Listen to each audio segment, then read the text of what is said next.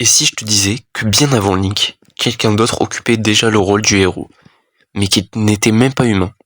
En effet, dans les Chroniques du Sceau, on apprend que le golem chevalier semble remplir le rôle que Link occupe dans TOTK. Et surtout, qu'est-ce que cela révèle entre l'âme du héros et la Master Sword? Salut tout le monde, et aujourd'hui on explore l'une des remarques et théories les plus impactantes sur le lore de Zelda TOTK Breath of the Wild. C'est parti. Avant de parler de Link, parlons du golem chevalier. Avant tout, c'est un golem trouvé dans les profondeurs d'Hyrule et créé à partir d'artefacts Sonao. Il a été activé par Kalamo, un Korogu, lorsqu'il trouva le morceau brisé de la lame purificatrice tombé lors de la première rencontre avec Ganondorf momifié. Lors de son réveil, on peut voir qu'il est l'incarnation artificielle du rôle du héros, créé pour défendre Hyrule du mal qui pourrait la menacer. Car dès son réveil, il attaque directement des affres qui sont l'incarnation même du mal.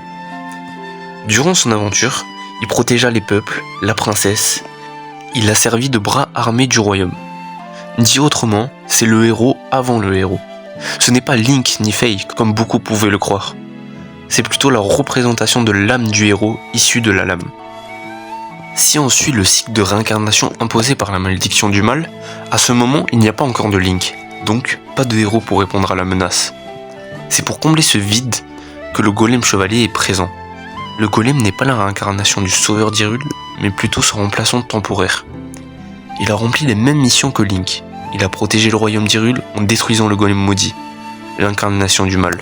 Cependant, ces golems sont aussi ceux qui ont causé l'extinction du peuple Sonao, devenant ainsi tabou. Raoru se méfiait beaucoup de ce golem, jusqu'à comprendre que c'est ce qu'ils portent en eux, la source même de leur énergie.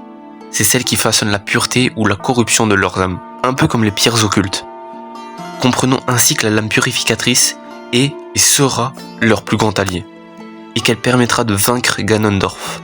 Il est là donc le roi démon en attendant Link et la lame purificatrice.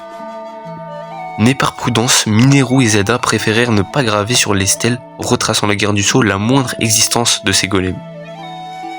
On peut voir beaucoup de références entre Link et ce golem dans les Chroniques du Sceau, avec certaines attaques, avec son style, avec son gameplay, de même que ses vêtements, et même avec des références aux anciens jeux.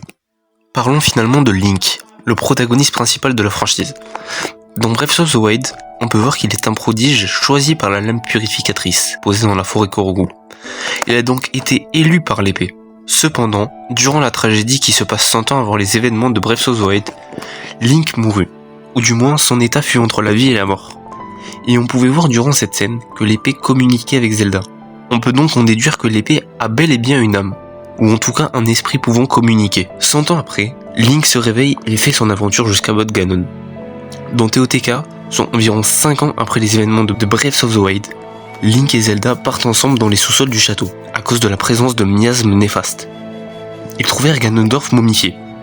Il les attaqua, Link tenta de se défendre en vain, car la lame se brisa sous ces miasmes. Bref, la lame n'était pas assez puissante pour vaincre l'ennemi. C'est pour cela que, on ne sait comment, la lame blessée a pu voyager dans le temps, pour venir jusqu'à Zelda, et avoir le temps de se régénérer et de devenir encore plus puissante que jamais. On récupère donc l'épée sur le dragon blanc comme neuve. Là où je veux en dire, c'est que la lame a toujours été près de celui qu'elle considère comme être digne et pur de la porter. En réalité, dans les deux jeux, la clé de la réussite, c'est l'épée.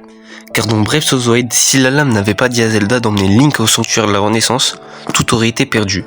De même pour Tears of the Kingdom. Si le fragment d'épée n'était pas tombé avec Zelda, l'histoire aurait été tout autre. Pour résumer, l'épée peut être considérée comme un personnage à part entière, et même comme le personnage principal pour lequel on a été utilisé, afin de vaincre le mal et sauver le royaume. Donc, pour conclure cette vidéo, en fin de compte, cette théorie met en lumière un point central. Dans Zelda, le héros change, se réincarne et se transforme. Mais la Master Sword, elle, demeure. Elle observe, choisit, accompagne et guide. Qu'elle soit maniée par un golem, ou par Link, ou par un autre élu, c'est finalement elle qui incarne la continuité du rôle de protecteur d'Hyrule. Merci à tous d'avoir suivi la vidéo, et on se retrouve pour une nouvelle vidéo. Allez, salut!